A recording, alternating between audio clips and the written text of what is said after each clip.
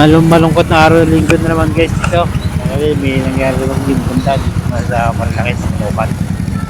Actually,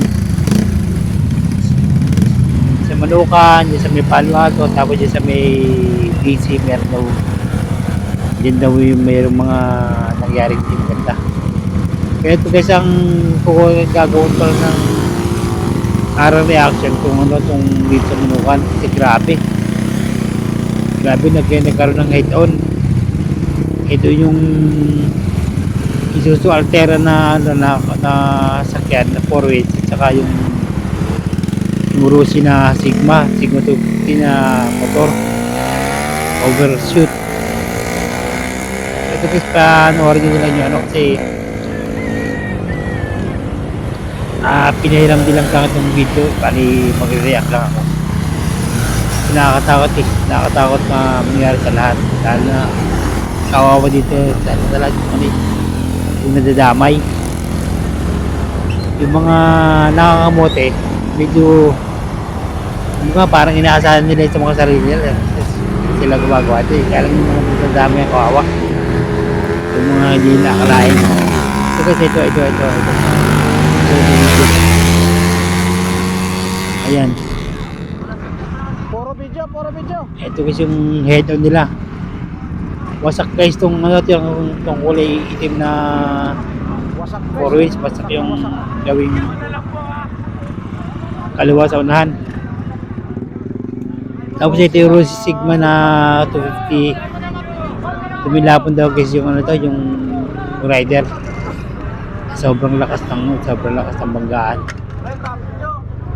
Tapos yung helmet nawasak. Marami sa gamit ng rider na wasak. Sobrang lakas. Karamihan nadidisgrasya mga Sobrang lakas ng bangga. Tapos medyo hindi maganda yung first time lang din umakyat. bali yung driver ng Isuzu na 4-wheels, Isuzu Altera. First time lang guys itong umakyat din sa Marilaki. So hindi niya alam yung sitwasyon dito pagkagat ng araw ng linggo. Naghihingalo na eh. Sigurado nagulat to. Paisa-isa na yung hinga eh. Sigurado hindi siya mapagsalita. Natigilan na tulala. Habol kayo ambulansya. Nabigla. Naghihingalo na yung tao. Ito warning to para sa lahat. Ito guys, kukuha ng ambulansya. Lalo na doon sa mga hindi pa nakakarating dito ng Marilaki, hindi alam yung sitwasyon. Ganito po dito guys.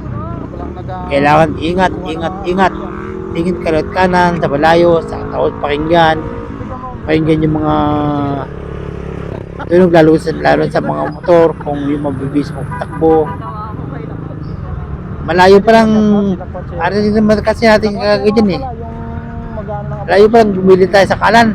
Bumili tayo para medyo makiwas tayo din sa head-on sa gitna.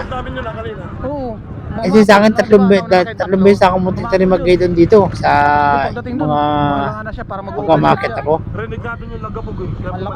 Kaya narinig ako ng mga umaharurot ng motor, bumigilid na ako pa kanan bago pa sila makasalubong. Kasi napakadelikado. Anong motor? Tagas ng dugo. Rossi yan Sigma 250. So yun guys, ang dami ng tao. Kitang-kita namin pag Hindi mo alam kung gagawin. Kasi nga talagang balik. malala yung nangyari, grabe. Pati sapatos, ang layo ng talsik ng sapatos andun. Ayoko sana sabihin guys tungkol na ito, yung kamote. Ang layo. Pero yun talaga guys yung nangyayari din sa yun talaga guys yung mga ibang riders dito, hindi naman lahat, pero yung iba kasi kamote. Hindi mo bang walang pakialam sa mga sa paligid? Hindi mo bang parang sila lang yung may-ari na kalsada, sila lang yung mayroong karapatan na magpatakbo ng ganyang kabilis sa dito sa highway. Napakadelikado guys. Nakakatakot. Gumulong yung tao pataas eh. Ito, hindi sila naawa sa mga buhay nila. Oo. Mga sarili nila. Ayun o. Nakasubsob siya eh. Ganun kasi siya. Isa pa guys yung malaking problema din siyempre mga nadadamay kagaya daw itong driver ng 4-wheels. Siguro dami lang to. Dami lang sa magiging kamote ng rider na nangangayari dito sa Marilaki. binigyan niya ito ng malaking problema. Buwilong-buwilo pa naman siya, open na open eh. Kasi na rin siguro guys ang video na to para mas marami maging aware Modular ba? sa nangyayari dito sa Marilaki na to. Kung paano sila dapat mag-ingat, lahat. Kung paano dapat mag-ingat pagkaan dito. Kasi nga, nakakatakot. Delikado. Traffic na oh. I-video mo.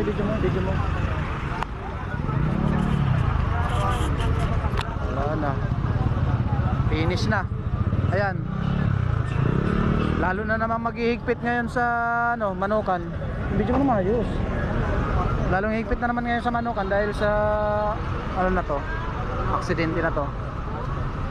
Kakaalis-alis lang ng mga kasama ko. Si Kagang nakaalis na ba? Hindi na doon, din siya kasi nabangan niya rin yung yung sa ante, nabangan din niya bumalik. Kasama nila yun eh. Ayan na, nagkagulo na.